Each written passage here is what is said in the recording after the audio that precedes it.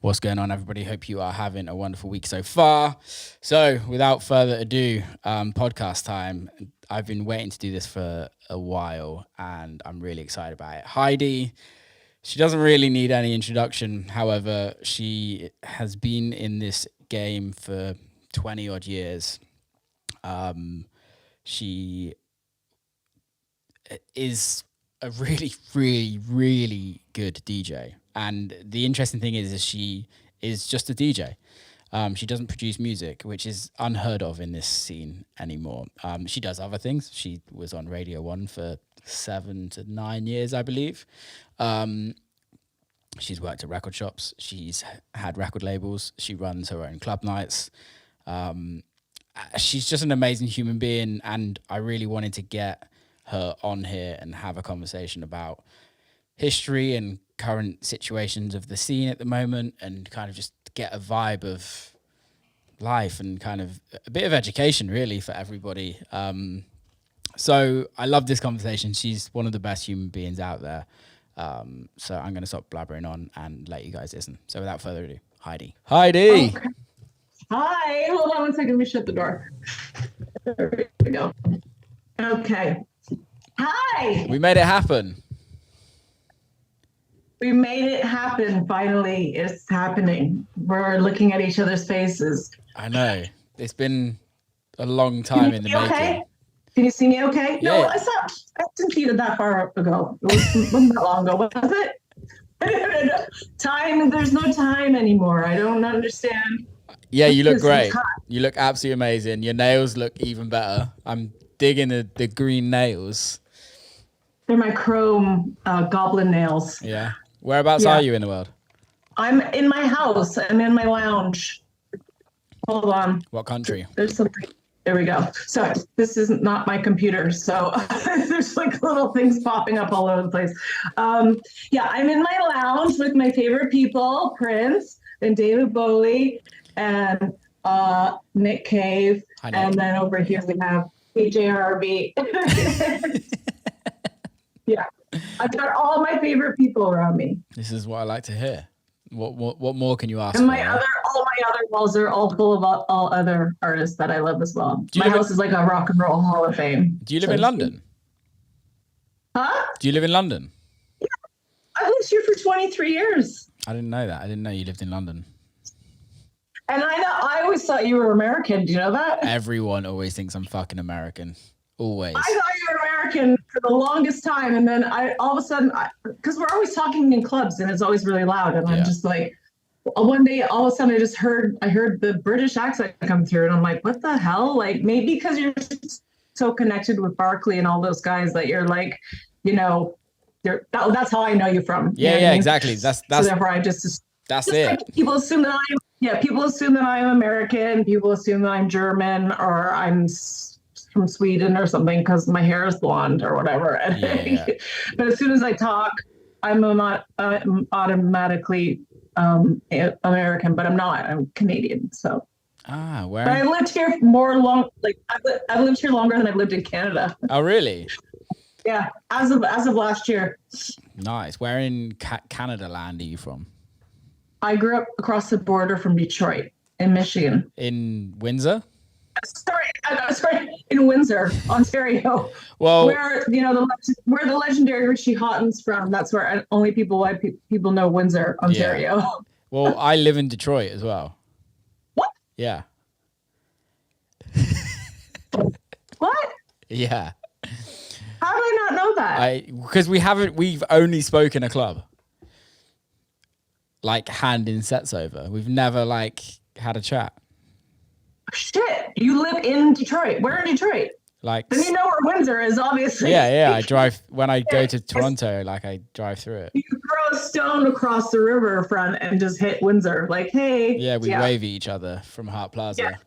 Yeah. I've been. I thought you were going to be there this year, but you weren't there for movement. No, I wasn't. I was. I played the year before, and I had some. Yeah, I know that they do the 1 year on, 1 year off sort of thing. Yeah, and I wish I was in town, but I had to do. I was playing EDC, I think, So okay. yeah, I wasn't in Detroit, sadly. I never get invited to those shows. I don't know why, but that's We can just another story. we can talk about that. We can also talk about that. I did it once, I think, in like Chile or somewhere. I don't know. Somewhere around the world. I don't know. Maybe I pissed off some promoter or something, or, wasn't too friendly. Maybe said something a little like risque or something. I don't know. Who knows? I'm here for it. My big mouth gets me into trouble sometimes. So, Does it? Does it really though? No. No, it doesn't. I think people like that. What? They have a big mouth? Yeah. Well, is it about having a big mouth, or is it about being honest? It's about being honest and being ballsy and not like really letting people walk all over me. Exactly. Or talk down to me like I don't know anything. Exactly. And I respect that from anyone. And I think yeah. I'm just like, no, sorry, that's not really kind of how it goes. This is how it goes. Yeah. No, I really respect it, because in this music industry, a lot of people can be offended very easily. Oh my God, especially now. Oh my God. No, actually, like the last 5-6 years, it's changed a lot, which some for the better, some for the worse. You know what I mean? Like, I appreciate that people want to be recognized by a certain way, and that's what they want, and that's what they should get. But I'm an older generation, and sometimes things just, don't come across as the way that you want them to come across. People get offended by it, and it's like, no, I didn't mean it like that. Like, I meant it like this. Like, you always have to explain yourself. I feel like I have to explain myself a lot. Yeah, which is why I'm really interested. I'm really excited about this conversation, because I've been a fan of yours as a DJ for so long. Like, so long. I'm not that old. Jesus, come on. You're not that old at all, but like, you've been in this industry. I've got my cane and my my Zimmer frame over here. Just don't worry about me. Well, you did break your leg, didn't you? Like, not so long ago. I tore my lateral meniscus, which is worse than breaking your leg. Way worse. And then I almost had my toe chopped off in Cape Town in February, and I had to wear a moon boot for about 7 weeks. So that was fun. Get stitches. It almost chopped my whole toe off. This bench, a wooden oak bench fell on my toe, fell on my foot. And then as I was trying to relax, looking at the sunset over the ocean, and wham, bam, bye-bye toe. Goodbye toe. So I was like, it's fine. And then I left it until the morning. In the morning, there was blood everywhere. And I was like, okay, I think I need to go to the emergency room. How's that? I can't have any more injuries in my feet. Like, this is what I need. Like, my legs and my feet, I need more than anything to stand, dance. I'm not I feel so sorry for holographic. I see she's been, I think she did a similar thing during movement. And I said, listen, you've got to go get that checked out right away, because if it's something bad, it could ruin your fucking leg forever. You know what I mean? So yeah, she's been sitting down DJing. It's mad, isn't it? It's absolutely mad. I know, but the one good thing about it is you get rushed right through onto the plane. You don't have to go through any of that bullshit, sitting in line crap at the airport. Come on, you don't sit in lines. You're group number 1. I was for a very long time, but now I've gone down. Oh, no. I've been demoted. Are you with the peasants? No, I've only gone down 1. Oh, you're fine then. I'm okay. You're fine. I'm okay. Who do you fly with usually? I'm okay. I only care about that stuff just so I can just get through fast. Yeah, I don't like waiting. I'm very impatient.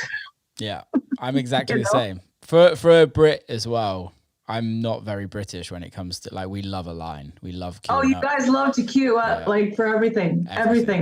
And I'm you guys have seats, you know what I mean? You have tickets on your seats. Do you remember when EasyJet started and there was no seats? You had to it was grab, was it grab and dash or dash and grab or whatever? And it was just chaos at the door, and it was everybody run to try and get a good seat. The thing that annoys me about EasyJet now is that you pay for speedy boarding, and then they put you on a bus with everybody that doesn't have speedy boarding, because we're in Babe, those are like the worst. Those are like we shouldn't talk about those sort of things because then people call us DJs complaining. I think this whole podcast is called Will Clark Complains. That's what it's about. No, there's no need to complain. The sun was out today. Where do you live? So I live in Somerset. Oh, fuck you. Yeah, it's beautiful. Yeah. Why do you live? What? I'm a farmer boy. I'm a country boy. So I grew up in here. Nice. Have you ever been to You don't have a West Country accent though. Thank fuck. Let's be honest. Dan eats everything still has one little bit. He's like Bristol boy through and through though. Like if you saw like where he grew up in that area, like it's very Bristol. Oh, I can't even do it. I don't even I can't even do a British accent, and I've lived here for 23 years. That's fine. I'm fine with 23 years I've lived here, and I can't do one. It's the A. It's the vowel. Yeah. It's the vowel A. It screws me up every time. Did you lose the Canada A? No. You still do it? I'm still full Canadian, like full blown. Like, I mean, every time I talk to anybody else who's Canadian, they do sound a little bit more Canadian than me, but I slip right back into it. It's like, it's easy. I love playing in Canada and you turn up at the airport and literally everyone just sounds so friendly because they just like. Yeah, I never play in Canada. I never, ever play in Canada. Why not? Canadians don't normally play in Canada. Yeah. Which is kind of a bit of a shame. All through my career, I never played in Canada. It's fine. I don't play in England. No one books me in England. Really? Yeah. What? Yeah. How does that even work? Same as you in Canada. Yeah, I guess so. But like England's like, Canada's not really known for their dance music culture, you know what I mean? But like, I mean, I think they're known for their like when you go up towards like Toronto and Montreal's good. Montreal's got a great scene. Toronto, I don't know. I haven't been there in a million years. Yeah, I haven't been in Vancouver. I went a couple of years. Well, 2018, I think was the last time I was there. So yeah. Vancouver's a strange one because it's a beautiful city, but like the scene is. It's a beautiful city until you hit East Hastings, and then it turns into the Night of the Walking Dead. Heroin addicts everywhere. Yeah, it's terrible. It's awful. People in third who come from third world countries who come here and sit like it's not even. I've been to third world countries like traveling and touring, especially in South America and all those places, and where the poorest of the poor is not as horrible as looking in parts of Vancouver. It's crazy. Or downtown LA. Huh? Or downtown LA. Yeah, that was a shock to me the first time I went there. I was like, what the hell is this? Have you been recently? And San Francisco too.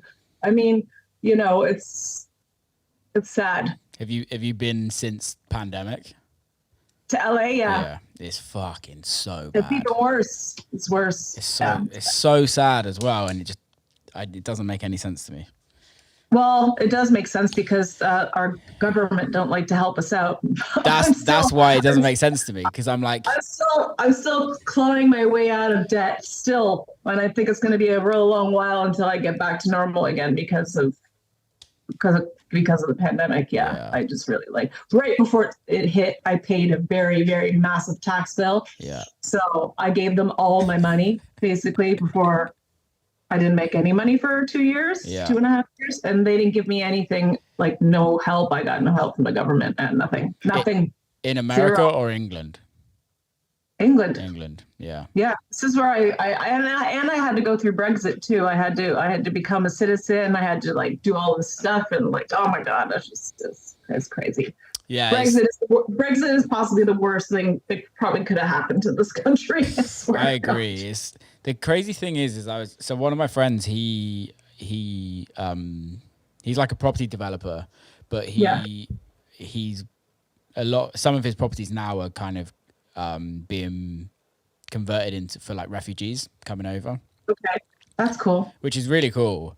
But it's kind of weird because they don't want that. It's not that they don't want that, but it's like you told everybody they had to leave because of Brexit. And now you're letting thousands and like hundreds of thousands of people come in. I was worried that I was going to get kicked out. And I'm like, yeah. But I have a Dutch passport. That's why I'm allowed to live here, because my dad's Dutch. So obviously my last name is very, I couldn't have a more Dutch name if I tried. My mom's Italian, my dad's Dutch. So it's a very interesting combination. But yeah, the refugees that are coming over aren't allowed to work. And you're bringing hundreds of thousands of people over, but you're not allowing them to work. And then the economy, like, it just doesn't, these politics. Yeah, I'm not political, but we're all fucked. We're all fucked. Stick to techno. If I go like this, it looks like I have horns. It does actually. Yeah, it's my kudu. Where's that from? Africa? Yeah. Amazing. Yeah. I got him at Spitalfields. I was like, oh yeah, he's good. He'll fit nicely above my fireplace. Do you go there often? I actually have a working fireplace in London, which is crazy. How are you allowed that? Because I'm in Clapton. Okay. Probably shouldn't say that out loud. Probably be like 100 people that listen to this that don't know where Clapton is. Oh, I lost you on. No, when I moved here, somebody put online, oh my God, Heidi's moved in across. Oh, you're back. Am I back? Yeah. Okay. So when I moved here, I didn't have any blinds yet, and somebody that was friends with Rich McGinnis from Warehouse Project said, I just saw this on Facebook, and somebody's like, oh my God, Heidi's moved in across the street from me. And there was like all these comments like, yeah, come over, do an after party, play chess. And I was like, who is this person? Like, you're friends with them. Who is this? Get them to take that off. I don't know my address out there for the world to know. Instagram just tells you, hello, I'm gone. Like, this is where I'm at right now. Yeah. Like, luckily I've got a good alarm system. That's not good at all. Like, I remember like when BPM was in Mexico, I mean, that was just I knew it was going to become a recipe for disaster, because it's just like every DJ in the world's on the lineup, and like every hotel's full of all the DJs, and they don't have any locks on the doors or anything, and you can just walk in and grab whatever you want. Yeah. And everybody got robbed. So did they? Yeah, a lot of people started getting robbed towards the end. Really? Before that really horrible accident happened. So yeah. Well, was it really an accident? What, the shootings? Yeah. Yeah. Well, it was. I don't know what happened there. I just know that there was guns involved in shootings and people dying. So that's not very nice. Yeah, it's fucking. But I just Mexico's sketchy in places. Yeah. Beautiful country. I love the people, but you got to be careful wherever you go. Even England. Even England. There's still sketchy people out there. Yeah, there's sketchy people wherever you go. There is. How was the XOY residency? It is going great. Yeah. Yeah, I mean, it's harder, obviously, because it's July, it's been warm weather out. Everybody's staying outside, so it's harder to get people in like earlier and stuff, but it's been great. I mean, I'm lucky that there's 5 Saturdays, so at least I get to have an extra one.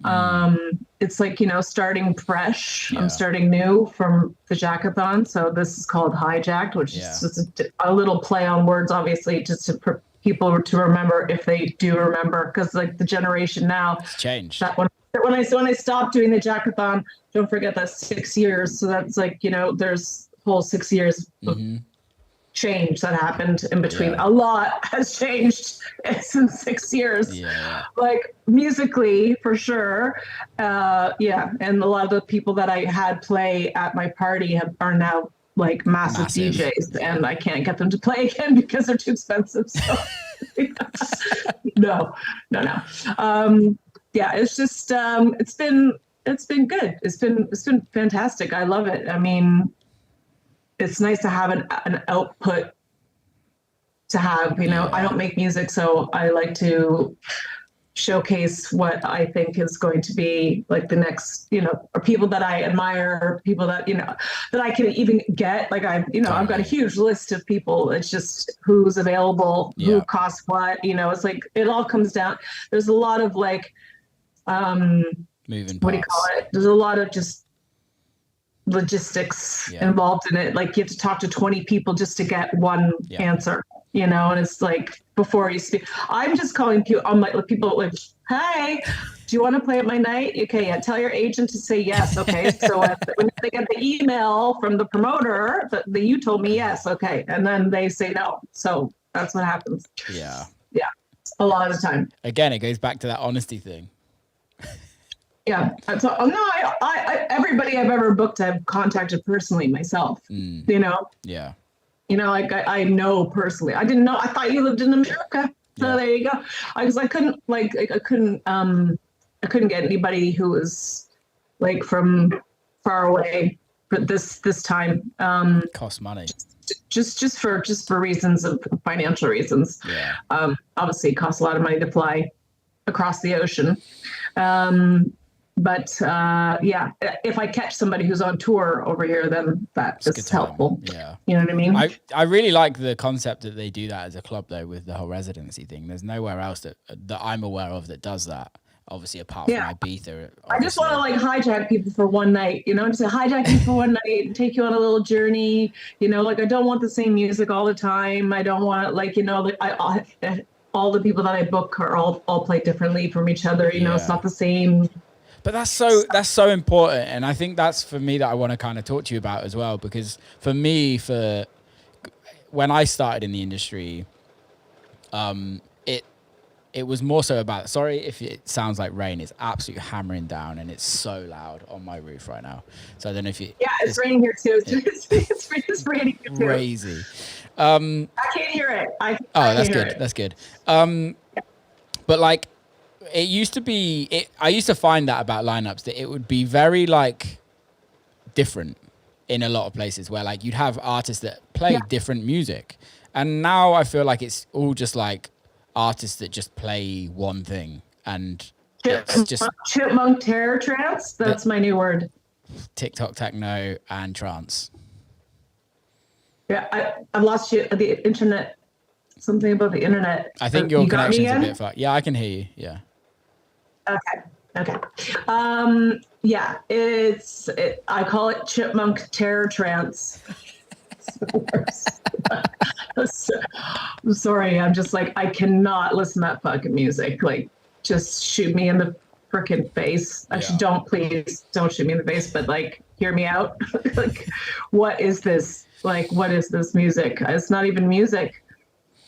I had DJ Bone on the podcast, and he was like talking about the techno scene right now, and he was like techno, which I'd never really kind of thought about it from his perspective, but he was like techno is not just about the music, it's about the culture and the movement. And he was like, the techno music that's being released now, especially like the TikTok techno, he's like, there's no soul in any of it. He's like, you take the kick drum out and there's nothing. No soul. Listen, growing up next to Detroit, the home of techno. Yeah. I mean, the techno that I listened to back when I started listening to like electronic music. Like, I mean, thanks to I did meet Richie. We became friends in the mid '90s, and then he turned me on to all sorts of like Carl Craig and all the +8 stuff, and you know all the Kevin Saunderson, all those guys, and Jeff Mills, obviously, and like. The first international DJ I saw in Detroit was Carl Cox, and that was like he was playing really, really hard. Yeah. Like for me, that was like really hard and really fast, and I was like, I liked it, but it was good and it was funky. Yeah, like I hate to use the word funky, but like I like some bass and I like some like all this stuff's like all up here. It's all like. It's like trancey, and I just don't follow, and it's all full of guys. Like all the parties are just full of dudes. You go to those parties, and it's like, I used to call it hairspray techno. The breakdown was like, shh, white noise. Yeah, so it's just like that was like 10 years ago. So was it 10 years ago? I don't know. It's probably no, that was the minimal scene. 2008 minimal techno scene. That was like 2007 to 2014 or something like that. It stayed for a while and then disappeared, but it's coming back. Sadly. No, I like it. I like some of it. The more chunkier stuff. Like the person who was involved with it a lot was Mark Cool, who was also from Windsor, but he like his stuff was good. The bomb. Like, yeah, I always played his music. Always. I think it's just the soulless stuff. There's just you're just like, this is just the blinky plonky freaking no thanks. Like that's why I started my old residency, the Jackathon, was because I was bored of going to these label nights and hearing the same music all night long. So I said, I'm going to start my own night where I'm going to pick people from all of those different genres and bring them all together and start a night so everybody can listen to everybody else's music and maybe be inspired to do something different, try something different. Yeah, I think it's really important. And not be so snobby. Like, everybody everybody's all about integration now, but like it's still not that integrated. You know what I mean? It's very cliquey still. And I don't like cliques. I'm a lone wolf. I've never traveled with a group of people. I may have one person with me. Like, that's it. You know what I mean? I don't have a tour manager. I never had a tour manager. I mean, like a couple friends might come with me and that's it. I don't travel with 25 people, it's just like, it's just you. It doesn't like, I don't need it to make me look cool in a DJ booth, like have a big bunch of people around me. I don't really care. It's just like, I've always been solo mission. Like I pop in and out of scenes. I know everybody from all the different scenes, and it's like, hi, hey, how's it going? But I have no, what's the word I'm looking for? Click. No, I have no, like, I'm not against anybody who plays different music than I play. You know what I mean? Not like, I'm not rude to people. Like, I may not enjoy the music style that they play, but that's that. They still will be nice people and we'll be friends. But, it's like, not going to keep my mouth shut about that one. But which people I'm not, people that just, I don't know, it's just throwaway music. You play it once and that's it. It's done. Like I play records that have been like they've been good 20, 30 years. And people are like, what's that? Yeah. Oh my God, that's so good. I'm like, yeah, it was before you were born, I'm afraid. Yeah. So I'll tell you what it is. It's called Prince. I don't know if you ever heard of him, but So like, I'm gonna annoy you. I was never a Prince fan. His interview's over. See ya. Yeah, I've never gotten into him. It's all right. We can just carry on and move on. We'll just ignore that. It's fine. Question. It's fine. Yeah, I. You're never gonna get anything out of me. I'm just gonna be stonewalling you the whole way because Prince is my hero, and you should see the other walls in my room. I got a platinum disc framed. I wish I liked it. I wish I got into it, and it's not like I dislike.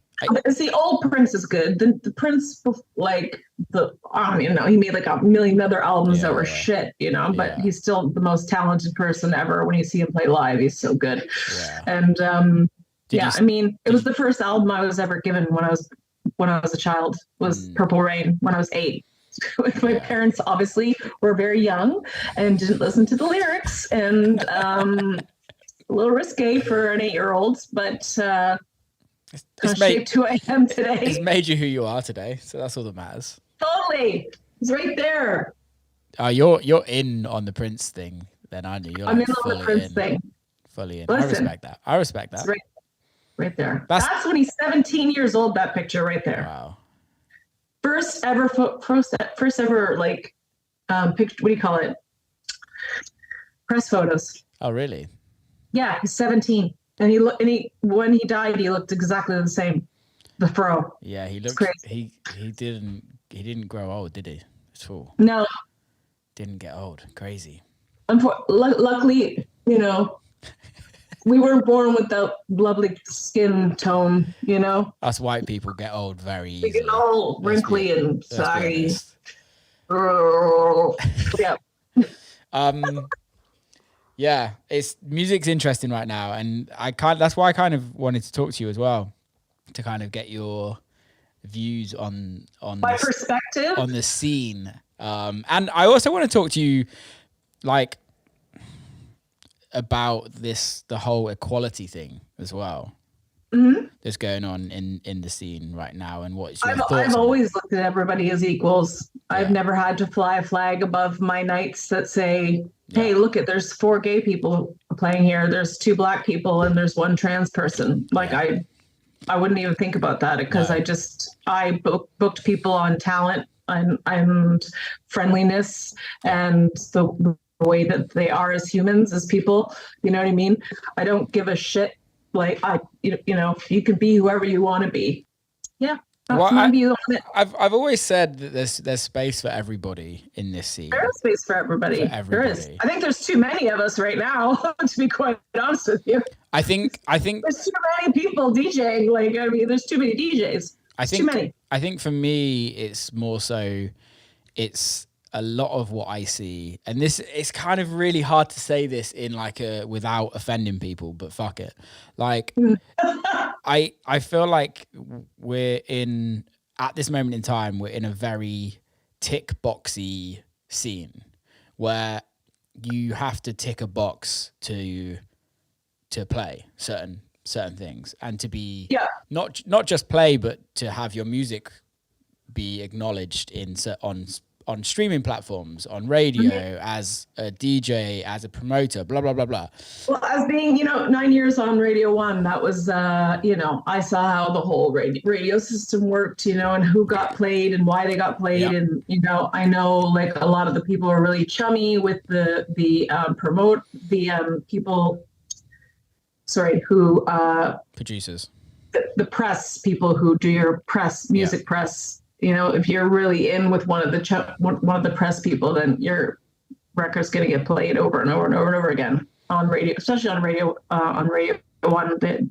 You'll hear Sarah Story, Pete Tong, and Danny Howard all play the same track. Yeah. All like 3 times in the night. So, that could be down to, that's down to who's giving it to them. They're like, this is hot off the press. It's not even out yet. Here you go. Yeah. You know what I mean? So here you go. Take it. And then they get the record played. And then, it's good. Same with Boiler Room. You do one Boiler Room. And like now, like when I did Boiler Rooms, it was so poorly put together. Oh my God. It was terrible. Like it was embarrassing. You know what I mean? I felt so uncomfortable. It was just, and now it's like, they did it the way that I told them. I remember saying at the beginning, I was like, you guys should have cameras all over the place. Yeah. Like, so it's like, you're showing the vibe of the club, not people standing behind me. Like, like that's just weird. It's just bizarre. And now especially the Ava Festival in Dublin, you get a good Boiler Room on that festival, and that's it. You're gone. Off and running. Yeah, Circle was the same, wasn't it, as well? Or Deck Mental, or all those festivals. Yeah, those very niche music. But like, to be honest with you, that's because the younger generation are constantly looking online at like they're not going out and searching for what's good. They're being told what's good on this thing here. Yeah. Or certain websites, who favor certain artists, that will just brag about them, but and then tear them down 2 months later. They'll do that. I know there's a lot of websites that do that. They'll big you up and they're like, you're the best. Oh my God, this is the best DJ in the world. And then 2 months later, they might have done something wrong, and then they just tear them apart and ruin their career. So yeah. Or Resident Advisor was fucking great at that at the time. You said it. I didn't have to say that. It's fine. They've never supported me, so I don't care. I knew the owners as well. Like, they were really good friends. I did number 34, mix 34. Wow. Okay, I didn't even know how to even DJ then. Yeah.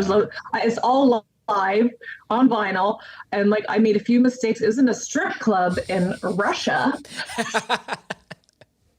I was like, oh shit, I gotta like Resident Advisor wasn't big at all. Like there wasn't as big as it was now, like to have a mix on there. I was like, okay, sure, I'll do this mix. I'll just record this set and I'll give it to them. It wasn't like a big deal. And then, it was the first time that they said they had more comments, more like they tore me to pieces, like for a slight offbeat little wobble of a mix, like people just saying that I suck dicks to get to where I am. And it was a total misogyny was rife back when I started. Like, I mean, there was literally like 10 women of us DJing like around. That's it.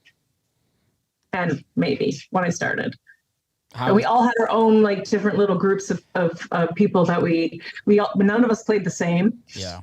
We all played different stuff. And I mean, that's why I'm still here talking to you almost 20 years later. You know, I've been DJing for a long time. Since 2004, I think. So almost 20 years. Yeah, it'll be almost 20 years.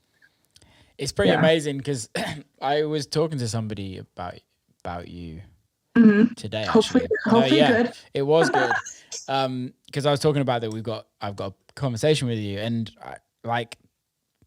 there's really not many people that have been in the industry for this long that don't release music, and that is literally like a straight up DJ.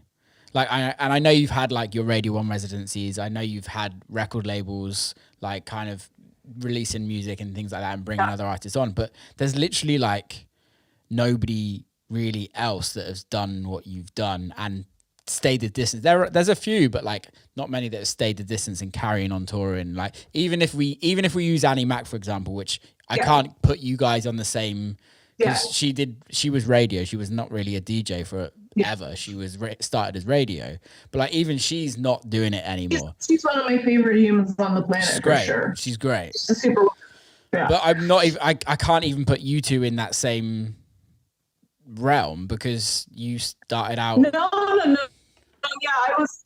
She used to come into my record store and buy records off me, like, you know. Yeah. But she was one of the first, like her, Hannah, Cosmo Murphy, Balearic Breakfast. She used to come in all the time. But there was like three, like there wasn't very many women that used to come record shopping. We lost the internet again. Yeah, we lost it, but I heard all of you. We heard all of it. Yeah, so like I fell into DJing by accident. It was just because people were always like, you know, you have such good taste in music, you should DJ. And I'm like, I was playing like hip hop and dub and reggae and back rooms of like breakbeat nights because my boyfriend was a breakbeat old school hip hop and reggae and dub and all that stuff and like raga in the side room, but the side room would always be pop and like hardcore because I would just be like play all the great old school hip hop tunes and stuff. Like I like everything. So and then I also loved house and techno, but you know,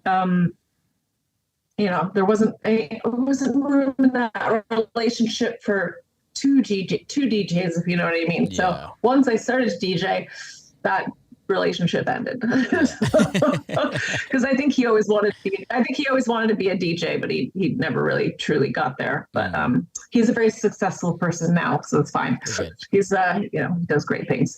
We're still friends, but it's and then I just sort of started to do it in Berlin, like with Mandy and Bookashade and those guys from Get Physical. Yeah. They sort of like took me under their wing and just like took me everywhere. Yeah, so I have them to thank a lot, and obviously Phonica and all that stuff. Like, cause I got to meet everybody. Everybody shopped at Phonica. Did you work at Phonica? I opened it. What? Yes. How do I not know this?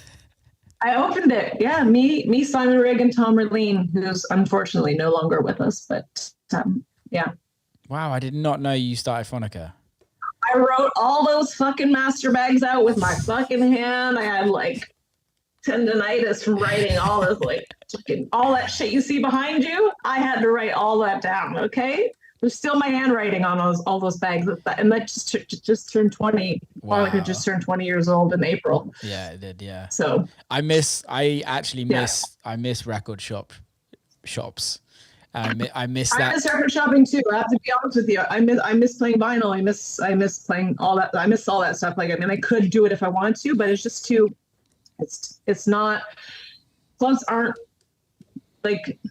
You have to just really go through a lot of shit to get the sound right. Because like if the needle jumps or anything happens, it's just like it's too touchy. You know what I mean? Like certain clubs just don't. I remember going to a club and they didn't even know what like they had no record players ever in their club. Like, and I was like, okay.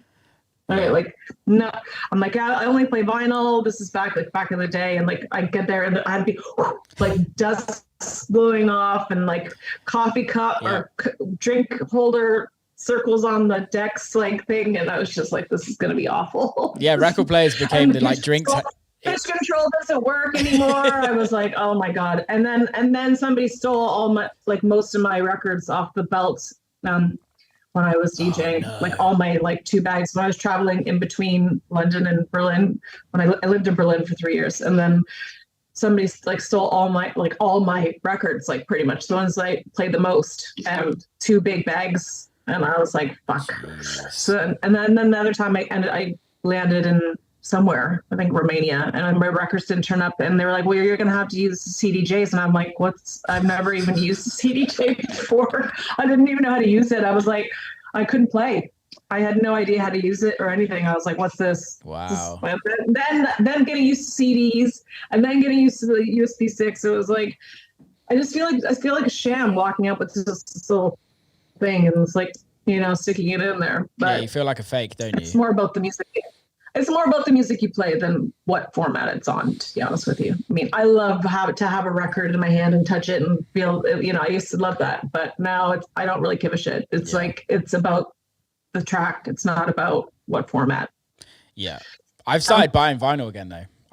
In my place in Detroit, I was like, okay, I need to start listening to vinyl again. Not necessarily like electronic. Because you miss out on loads of stuff, and there's loads of stuff that's only on vinyl. Yeah, and also like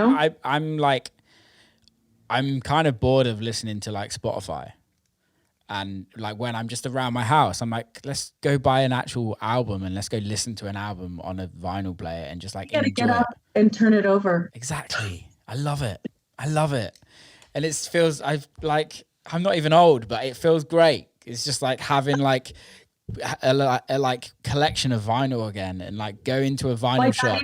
My dad used to buy 2 copies of everything. Oh, did he? He'd play one and he'd keep the other one. Just like my dad's got some. Well, we don't speak. I haven't talked to him for a very, very long time, like over 20 years. But when I was younger, he had 2 copies, one to play and one that he knew was going to be worth a lot of money one day. Because he was smart, because he had the goods for sure. Yeah, definitely. Damn. I got the music bug from him for sure. Him and my mom, they both love like music. They're music freaks. They are both. My mom was 21 when she had me. Yeah. Like I wake up in like the middle of the week and step over dead drunk bodies. Like, they didn't have house parties in the middle of the week. We had school in the morning. I'd be emptying ashtrays and putting beer bottles back in the case right before breakfast. Making cereal, milk, okay, go to school. How was that childhood for you? I thought everybody lived that way. Yeah. Apparently not. No, I thought everybody's aunts and uncles, did bad things. Ended up in jail and stuff. I don't know. My mom's side of the family is they're interesting. They're interesting. Yeah. I'll leave it at that. Are you in touch with your mom still? Only one or two of them sort of like survived out of the madness. And my dad's side of the family were very snobby Dutch people. So yeah, one didn't get along with the other. There you go. Makes sense. Yeah. I miss the snobby person behind the desk at a record shop as well. I would never be snobby unless people were fucking snobby to me. If they question my answers, then they get the bitchiness. I'd be like, listen, I just told you what the answer is, and then they go over and ask the guy the same question. And I'm like, did you just ask him what you just asked me? That's a dick I was like, you know how fucking rude that is? I'm like, I'm the manager here. Like, I run this fucking show and I know when it's being released and it's the day I told you. And then the guy, one of the guys who'd be working at the shop would turn to me and go, Heidi, when is this record coming out? And I love it. I just be like, there you go. There's your answer. Now run along to another record store where somebody else, go buy it somewhere else, just like, so I can't be. So do you know Sam Devine, right? Pardon? You know Sam Devine? Yes. So I used to buy them. I don't know her, but of course I know her. So yes. I used to buy my records from her. She worked in a record shop near me. And I used to buy all my records from her in Weston-super-Mare. Which is how I know Sam. I've known her since I was I didn't know 13. She worked in the record store. Yeah, she worked. Can you remember Chemical Records as well? So Chemical Records was like quite a big record shop in Bristol, but it was also quite big in Wales as well at the time. But before that, she worked in a record shop called Spin Central. But yeah, I just missed the whole, like, I was always so nervous going into a record shop when I was younger. Like, it was like a big thing. I don't know. I think maybe because I never went record shopping. Yeah. That I never, like, I was never nervous. I don't know. I mean, I was front of house the whole time, so it was like, you had to deal with me, deal with it, it's like, you don't like it, too bad. We all, us ladies have, we have personality changes every now and again, and that's just the way that it is. So if you can't handle it, come another day. No, I like it. There's a record shop in a local city quite close to me. Like, I went in there just around Christmas time. There was a crew of us that went in, and like the guy that owns it, he also owns a record label. We all walked in, like, not even a hi, not even a hello. Like, he looked at us and just like completely blanked us, and I was like, dude, like, what? Yeah, I knew I would never do that forever. You know what I mean? Like, I wouldn't. Like, it was a stepping stone, I think, for me. You know what I mean? I learned a lot there for sure. I learned a lot. I learned a lot about, like, tons of stuff. Like, I thought I knew, the reason why I think they brought me in is because I was a woman. Yeah. They wanted to have their token woman. And no. I was just, we were friends, we were flatmates. And then, I basically, I had good knowledge of Detroit and Chicago house and techno. You know what I mean? I knew my shit. I knew, and I knew a lot of the British stuff too, and German stuff. So it was like they were like, okay, like she knows her shit. Like, she knows labels, she knows DJ, she knows whatever. So let's bring her in. So I was like, all right. I didn't even have to like apply for the job. They just said, "Do you want the job?" I was like, "Okay, sure," for nothing. I mean, God, like, you think about how much money you get paid like back then. Oh my God, I remember I was working at the Dog Star in Brixton behind the bar. Yeah. I was like managing that, and it was like I was getting paid £3.30 an hour. No tips, because you don't tip in England. No tips. Coming from Canada, when I was making like $500 a night in tips, to no tips was like a real shock to the system. Yeah. Why tip? Like, you're getting paid. Come on. Getting paid nothing. Yeah, absolutely nothing. Like, basically bus fare. Yeah. Like, you know what I mean? I was like,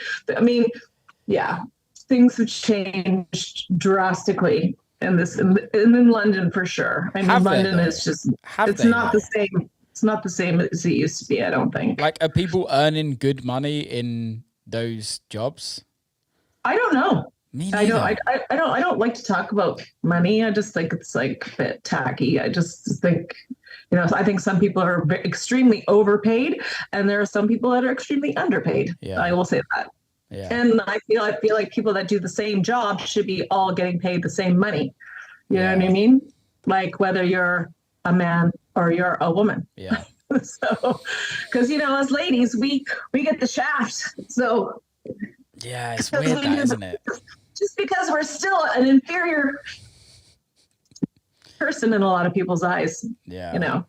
Women aren't, looked upon as people who can do what men can do still to this day. Do you think it's still like that in the music industry?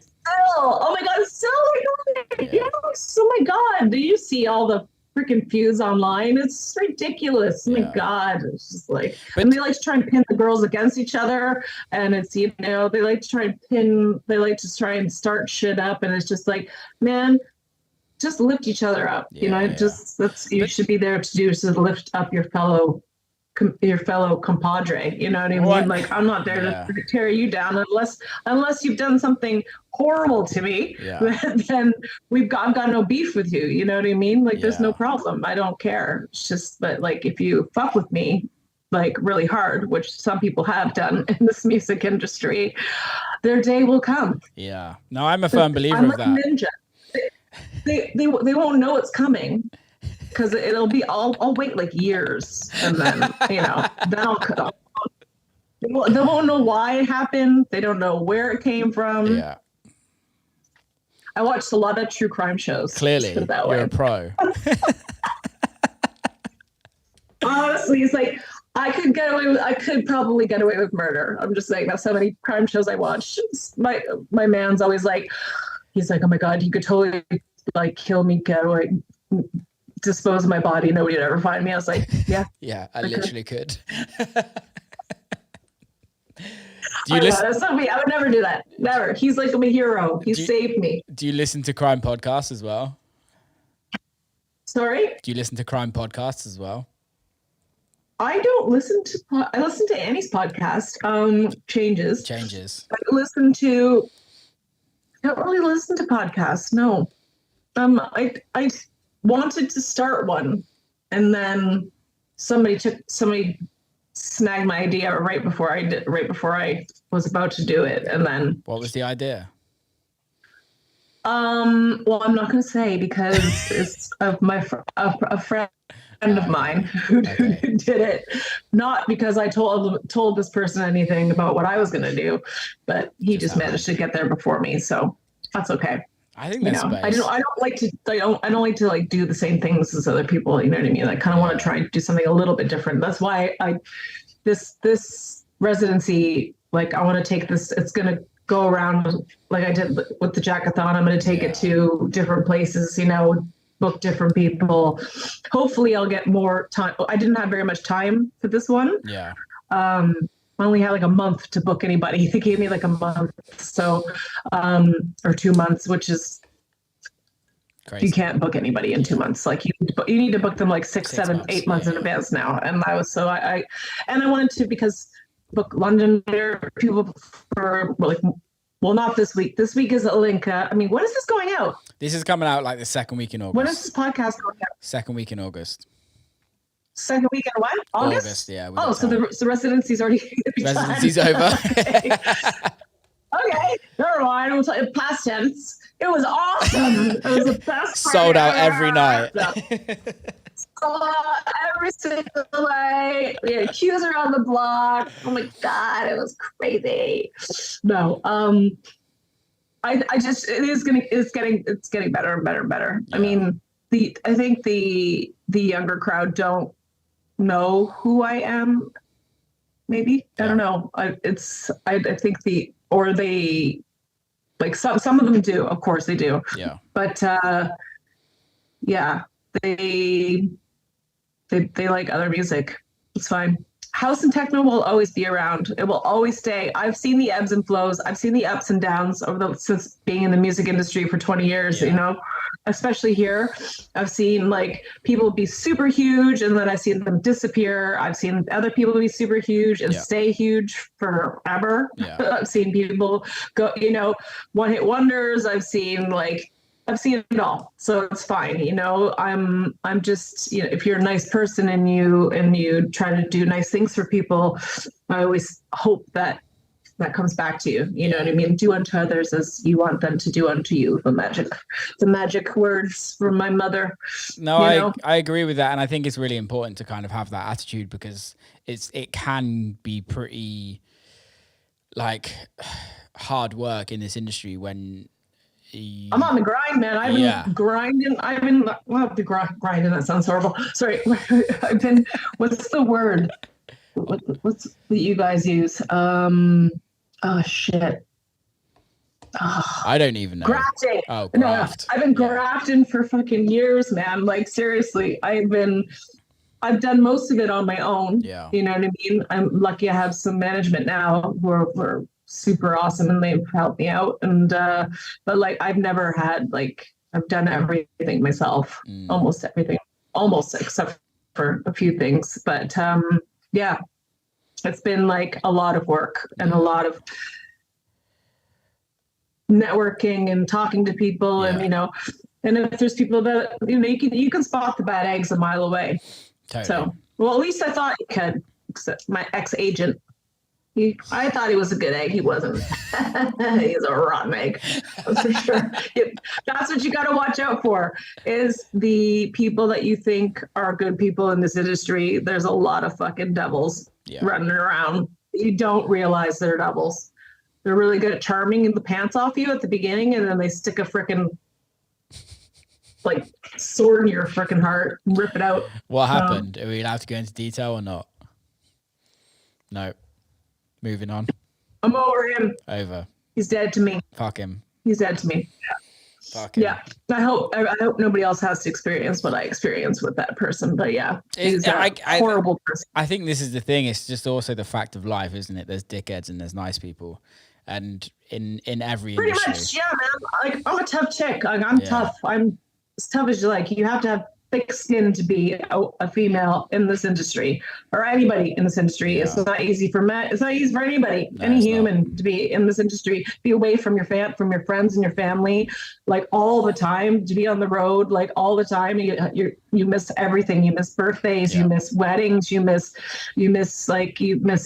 people's having children that are your friends. You miss like having a relationship. Like my God, like I'm lucky to have a very wonderful one, a stable, beautiful one now. But like, I mean, I was like single for years. Like I was gone. Like there's like, how do you keep anything, like have a regime, like I crashed and hit the wall a million times, like, got back up and did it again. I was like, I can't do this anymore. I just can't.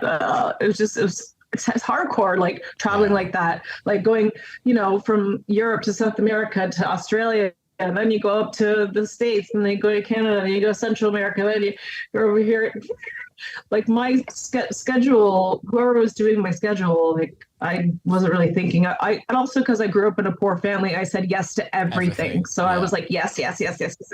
And I just couldn't,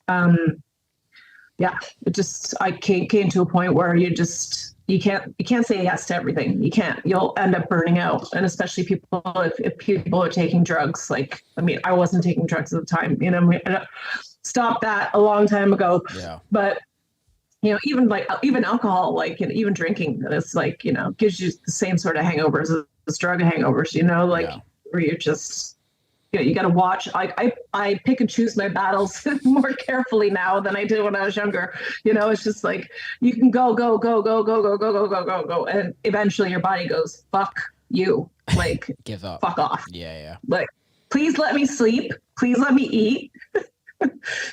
Just stop moving for a second and How did you learn to start saying no to things then? Like, what was that point?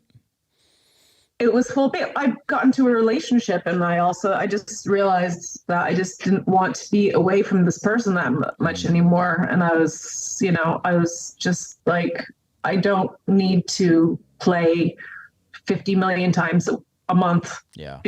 I'm happy. I don't need, well, I could use that money now, but it's like at the time, it's like, I don't, I'm comfortable. Yeah. Everything's great. And then wham, bam, the pandemic happens. But no, it's like but having a partner who supports you and comes with me a lot of the time. So, he's got a great job where he's allowed lots of time off. Yeah. So he comes with me, and I feel so much better. Like, panic attacks stopped, you know what I mean? It was just like, I used to get really bad panic attacks and just like not enough sleep. It's a sleep deprivation is just like the worst thing in the world for me anyway, just personally. So yeah, that's where I struggled the most, was with the different sleeping, not being able to sleep, sleeping like in not sleeping at all. Like Yeah. when you don't sleep, that's when it's like Yeah, and that's when it's time. I whole almost hung up the headphones a few times. really. What would you do? Yeah, What would you do if you stopped? that's the thing. That's what I thought about all during lockdown. What the hell do I fucking do next? And I couldn't think of any. I was like, what? All I know is musicology. I've taught myself. All I know. I know so much about it. You know what I mean? And it's just, I don't have it. I don't have a degree or anything. I didn't go to university. It's just like, self-taught music. Yeah. I don't know what that even gets you.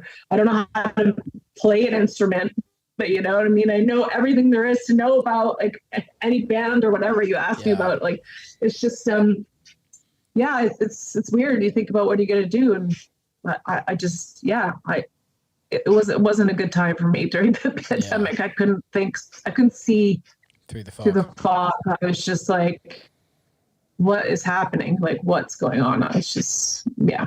Would you go back into radio? Bit of a mess. Would you go back into radio? Oh my God, yes. In a heartbeat. Yeah. In a heartbeat. Yeah, definitely. I love to do radio again, but yeah, I don't know which radio station would want me on there. Yeah, I used to love your shows on Radio 1. They were fucking great. Very much. They were great. I thought they were fun because all the guests I used to get, I knew them personally, so I could always make jokes with them and stuff. And like, it wasn't so serious. You know what I mean? Yeah. Like I'd always ask them like silly questions. Like I wouldn't be like all nerdy. Because I'm like, I'm just thinking about all the other people who listen to the show who aren't into the technical aspect of making us how they made that record. Totally. You know, I'm thinking about the other millions of people. I like want to have a laugh. You know, like just for me, laughing is my way out of a lot of things. Like I use humor as a. Well, I think that's also as a boundary. I think it's really interesting because like we as DJs and producers, it's fine for us to get geeky together, right? But 99% of the people that are coming to watch us play aren't being geeky and don't give a fuck about anything, which is almost like kind of why I started this podcast as well, because it's like people want to get to know us as human beings, but they don't want to talk about technical. They don't want to hear us talk about technical shit. They want to just hear us talk about our lives and our careers. And this conversation could go off into so many different tangents. Whereas that is the one thing with radio to a certain extent. You have like a finite level of time where you have a bit and you have to talk about something. I'd have people who had something coming out on. Yeah. I always had like somebody who had like an album or something to promote. And and we talk about that for like a few seconds, and then we just talk about lots of other stuff. And I felt so bad for my producer. He had to edit down the interview to like, if they weren't in the studio live with me, he'd have to edit it down like, because we'd just be on the phone like talking for ages, and he's like, I gotta wrap it up. I gotta edit this while we're doing the show live and then stick it in there. Like, so hurry up, let's go.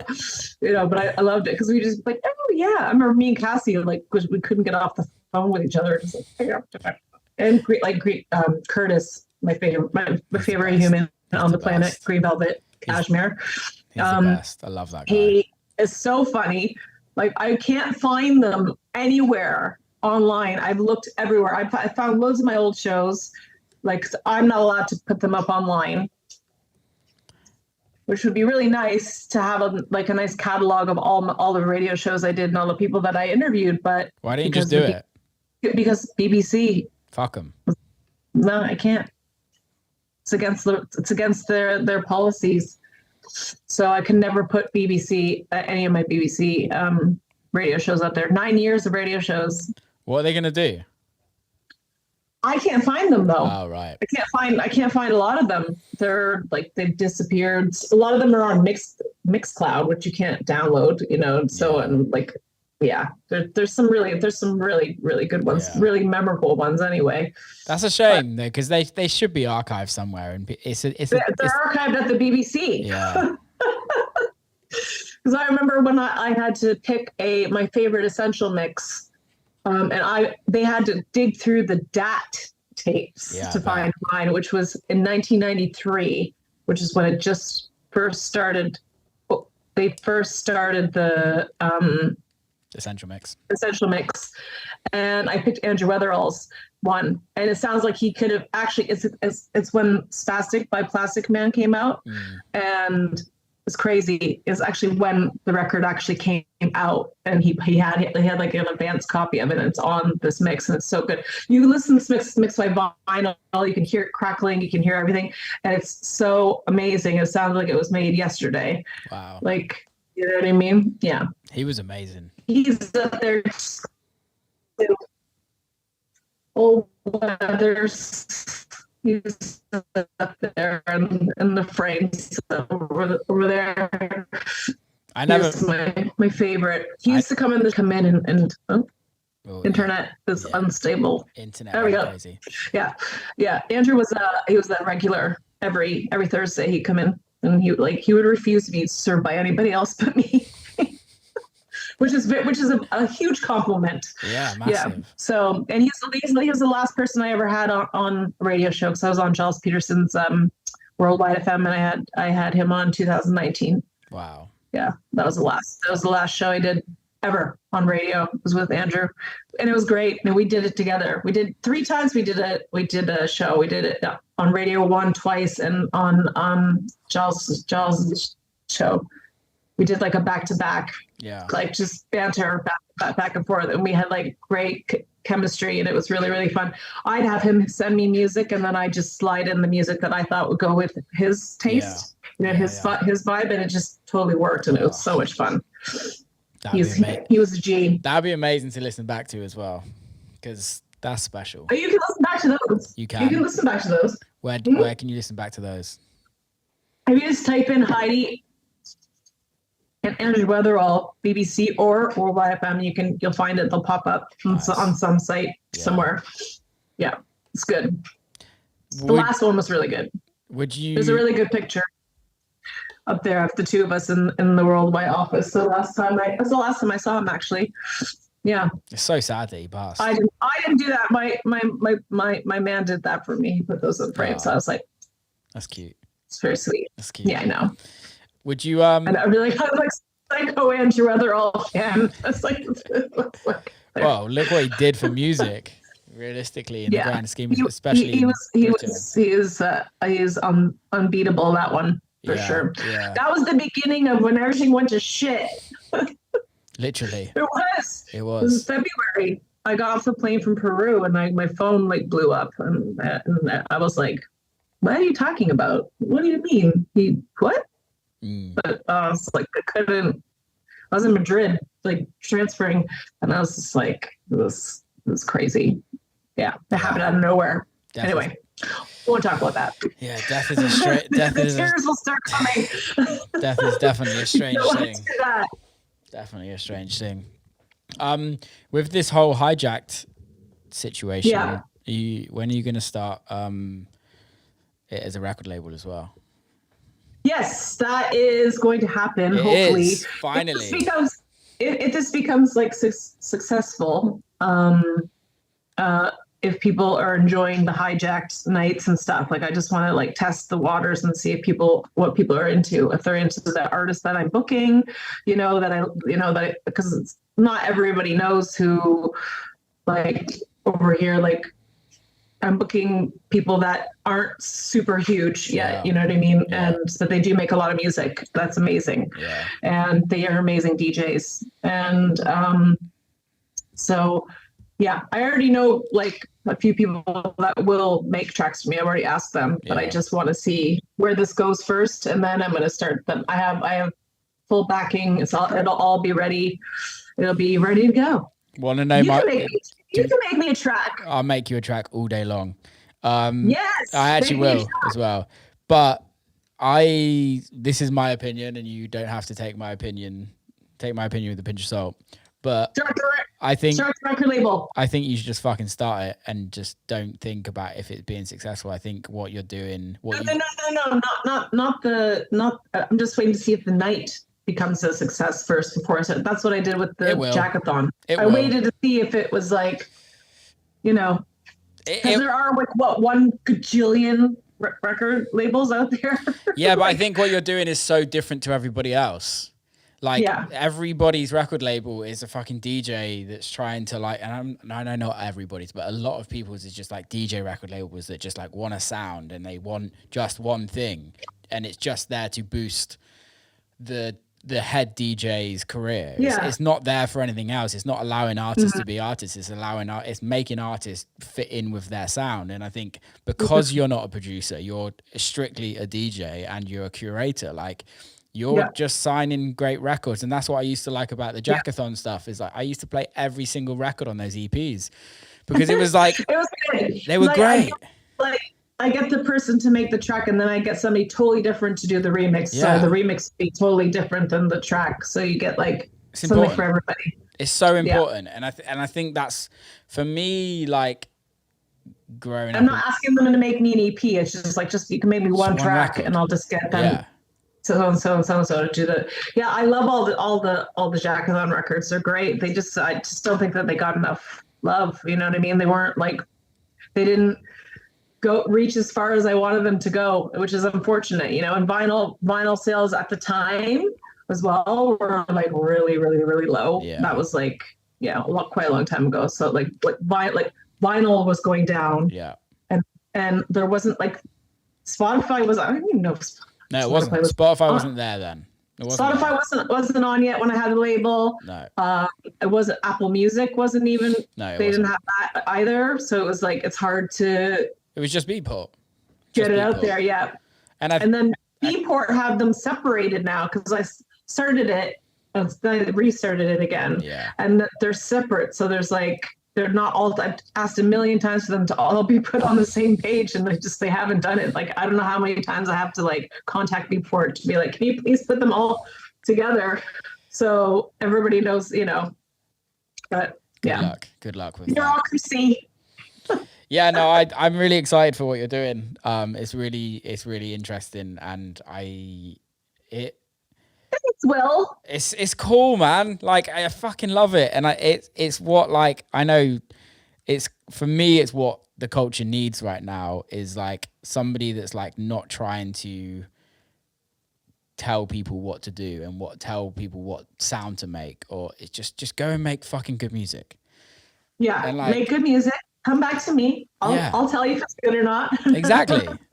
And that's it. No, but like, who am I to tell somebody that, like, you know, I mean, that's the big thing here, right? It's like, okay, so I like whatever I like, you know what I mean? And who am I to say that person doesn't like what that person's doing? You know what I mean? It's like, that's the thing. It's hard right now because there's so many different, there's not so many different types of music, but there's like disco's became big again. Like that came out of nowhere. Disco just came back and like sideswiped everybody, which is good. But like, it's only certain people can play good disco. Like there's only like a handful of DJs that I think can really play good disco. We don't need to hear I've never ever played disco. My parents never liked disco, so I missed the boat on that whole thing. But there's also good disco, and then there's also Dancing Queen by ABBA, and we don't need to hear that again. We don't need to hear that again. But there's also people who can play disco in a way that's amazing. You know what I mean? That's good. Like Artwork and CC Disco and Derek Carter and, you know, Honey, when she plays disco, she can fucking throw down. Like there's you know, there's a few people. There's like obviously Harvey and, you know, and there's also now then there's like this new kind of sound that's like disco but trance. I don't know what the hell like Palms Tracks and all those guys and Yal Bielsa and all those guys play. Like they play this sort of it's very Dutch. It's very like because they like the Dutch and Belgian scene was all it's all been like put into one. Come like together, like the techno, disco, and something else.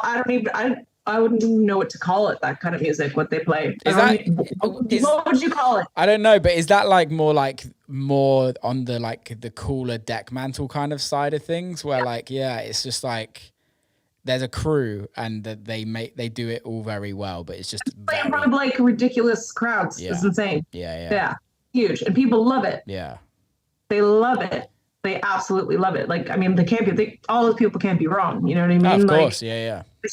You know, I don't know one record that they play. No, like, not one. No. I'm like, I have no fucking clue what any of this is. Like, you know, which is interesting to me. Like, I'm like, okay, I like to find out what it is.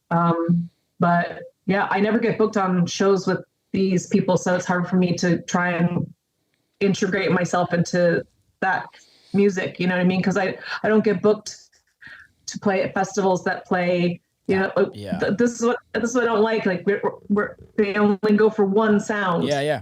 They don't mix it up enough. You know, where you can go see a bunch of different people. So it's just like. No, I totally agree with you, and I think that's what I was kind of getting at right at the beginning of this conversation. That it's like the scene's so strange, where it's like you have like a tech house festival now. It's like I don't ever go to a fucking festival to see. Like I grew up going to Glastonbury. Like the whole point of Glastonbury is you see like I went. Everything. My very first time abroad was going to Glastonbury. In Canada. Yeah, I went to Glastonbury. I got in for 10 quid from some dodgy scouser. 1996. Sounds about right. 1996. Jeez. Yeah. I live like 15 minutes away from Glastonbury. It's like I can hear it. It looked really hot this year. Yeah. Yeah. Yeah, it's always a shame when they don't get flooded out, because it's always Glastonbury isn't the same if it's not raining. I don't care what anyone says. I prefer it to not rain. I love it when it rains. I've been there when it's rained many times, and it's been hell in a handbasket. It's like I want to literally end my own life. I feel like my boots are getting stuck in the mud. I'm stuck in the mud. Like I'm trying to drag my absolutely wasted friends around through the mud. Like, you know, like takes you 5 hours to get from one side of the site to the other side of the site when it rains. But then when it's hot, it's even worse, because then you're up because the freaking sun is beaming through your tent at like 4 o'clock in the morning when you're just trying to go to sleep, if you're even trying to go to sleep. Exactly. But it's like, it's well, back when I started going, there was only one. There was Las Vegas. That's it. And there was the dance tent. Same. That's it. I think there was no dance world. It was like I remember 1999 and not 99 and 2000 was crazy. It was like so they just like before they built the wall. Yeah, I remember going there, and I remember it being there was 300,000 people there. It was I was getting crushed. I was going into the dance tent to go watch, I think, Ronnie Size or somebody. And it was like, I love drum and bass, by the way. And just another little tip. Love me some drum and bass. And and like literally my feet weren't even touching the ground, and I was being like lifted, and I was like, oh my God, I'm gonna get like I was like getting crushed. Yeah. Like they're all trying to go through this little small, and that's how people end up dying at festivals. Yeah. Just because of that. It's happened multiple times. We don't even know how many people have unfortunately passed away at Glastonbury. Like that's just. They keep it very quiet. Oh yeah, I mean I know that there was one year that I went. Somebody was found underneath the mud. The mud had gotten so much that he'd been buried in the mud. That's dark. It's crazy, right? That's dark. Yeah, it's mental. I remember I think my first year was 2003, and there was a dance tent, and that was it. There wasn't a dance village, and it was fucking amazing. Shangri-La or Silver Haze, like all the NYC Down Low and Genesis Block 9 and Icon Stage, all that stuff. Like that's new. That's all recent, which is great. Yeah, for people like us. But then you got to play like 4 stages to get a ticket. You play 4 times, and you're like, where am I going? What's happening? I've still never played. No. Well, I was like, I played in 2014, and then every year after that. Did you play this year? No, I didn't play this year. No. Yeah. except for this year. Yeah, I really want to play, but I also no, I don't know if I can. I want to, but then I just want to like, go. Yeah.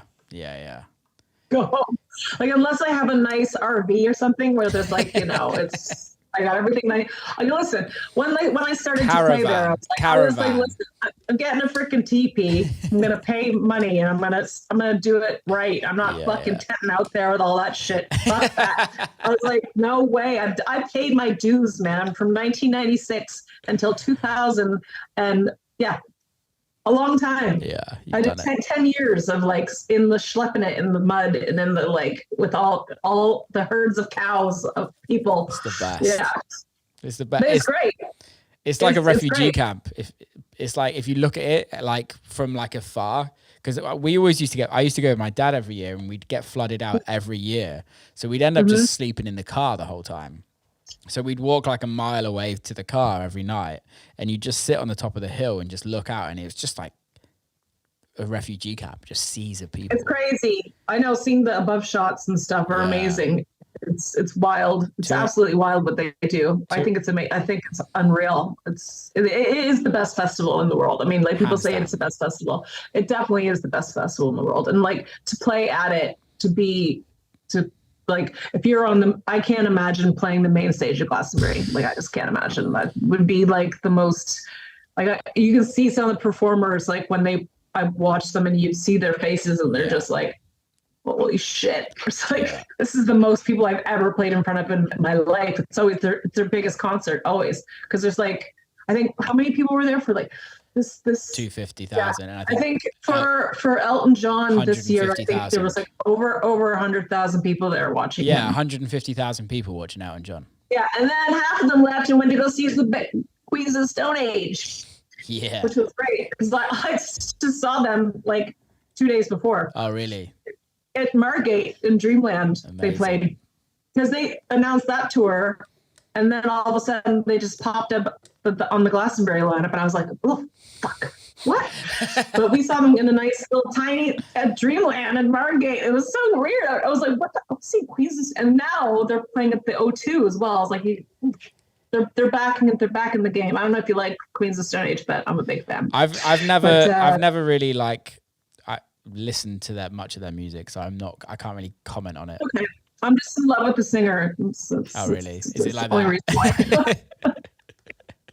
Trent Reznor. Oh yeah, we love him. We like him. Trent is a fucking G. Trent's a G. He's on the wall. He's on the Wall of Fame. Is he? Have you got another picture? Yeah. How does your partner feel about this? He's in the room. All of these men. How does your partner feel about this? All of these men. He loves in frames. It doesn't matter. He knows he's my number one. He knows he's my number one. He knows it's all fantasy. It's future fantasy husband. That's what it's called. It's a game. I get it. Play. You know? I have that with wives. It's just fantasy. It's just a fantasy. Yeah. I know it'll never happen. We're allowed him. We're allowed him. I know. We've just done an hour and 20. I wouldn't want to meet these people in real life because I would just freeze up and just be like, ugh. Do you think? Would you get starstruck? Yeah, I don't like to meet people that are super famous. Yeah. I like to keep something in the imagination. I have met some people that are quite famous, but I just can't. No. Yeah. Who's the most famous? I have to just remove myself from the conversation. I'm like, I can't, or I can't stop talking. I'll just be like over and over and over, just repeat, they must think I'm insane or a drug addict or something. I'm like, yeah. They must get used to it. That? Yeah. Like people, weird interactions. I'm such a huge fan. I'm such a big fan of yours. But then I think that's nice because when people do that to me, I think, oh, that's super nice. Thank you so much. I appreciate it. When people say stuff on social media, that's really kind and lovely, which, I'm lucky I don't get a lot of bad things said to me anymore. but there's still, I still get the people getting upset with me putting my hair up. I don't know. I got one the other day. They're like, why would you put your hair up like that when you have such nice blonde curly hair? And I'm just like, because it's fucking 95 fucking degrees outside and I'm sweating my tits off. So I'm going to put my hair up because I'm a woman and I have options. You're allowed. You're allowed to do what you want. I don't want to be known just as like the afro curly hair. Like, you know, I mean, come on. I was even thinking about it today. I was like, shit, should I wear my hair down? I'm like, it's actually really hot and muggy. I don't want to do my hair. It takes 45 minutes to do my fucking hair. It takes 45 minutes? 45 minutes? To blow dry, yeah. Jesus. I have super thick, massive hair. It takes 45 minutes, and I have to put lots of shit in it, too, to make it all nice and, you know. That's dedication. Pain in the ass. Yeah, that's dedication. Fuck that. I just want to shave it and wear a wig. That's what I do. Just put a baseball cap on. That's it. Bic razor is my best friend.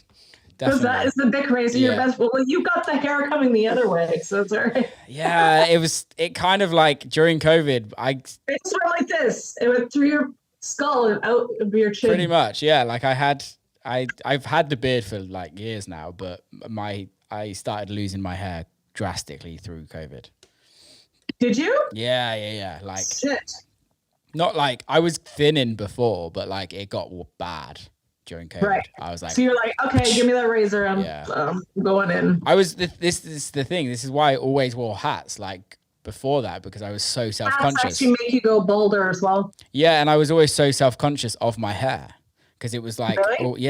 It's the one. I get here. That's my is the because when you get photographed when people take pictures of you, it's always like of course it is like all that, and then my nice big chunky arm in there. Oh yeah, that's my favorite angle when they do that. Just grow a beard. And they're like, I'm like, you really think that I want to see this photograph? Like, why would you put that for people to see? Like, fucking take them down. This is like before you could when people could tag you on Facebook on any old photo and then you couldn't get it taken down. And I was like, no, this is ridiculous. I look absolutely horrendous in that picture. Like, why is that up there for people to see? They're probably still up there. I never go on fucking Facebook. I just can't be asked. It's for old people. I'm over it. So definitely over it. Are you over social media? No, I like I do like Instagram. I don't use TikTok. I don't look at TikTok at all. But the ones that come on Instagram that are from TikTok, you know what I mean? I'll see that. So some of them are funny. I mean, I like it, but it's unfortunate that it's ruling the roost. You know what I mean? Like it's ruling everything. Like how many likes you get and how many, basically posting. Like if I post a picture of myself in a bathing suit, oh my God, blows up. If I just post any old thing, it's like nobody gives a fucking shit. You know what I mean? It's just like, okay, like I always post funny stuff. I'm not just like my Instagram is not just professional photos of myself, like a lot of the other, unfortunately, newbies to this game. So I'm just like I just don't follow those people. I only follow people that either make me laugh or are interesting. Yeah, I agree. Or are my friends. No, I agree. Yeah, there was a lot of like mute happening during lockdown. I was like, bye, goodbye, bye. The last month, I just started unfollowing people. Yeah. So I'm like, a good thing to do because it's good for your mental health because it was really fucking with my brain because I kept thinking like, oh my God, like how are these people keeping it together and I'm fucking like losing my shit, like how are they doing all this? And it's just all smoke and mirrors, a lot of 100%. It's not true. So it's just like I just had to I'll go a whole month without even looking at it, but I obviously do it for work, but like I only use it for work purposes most of the time.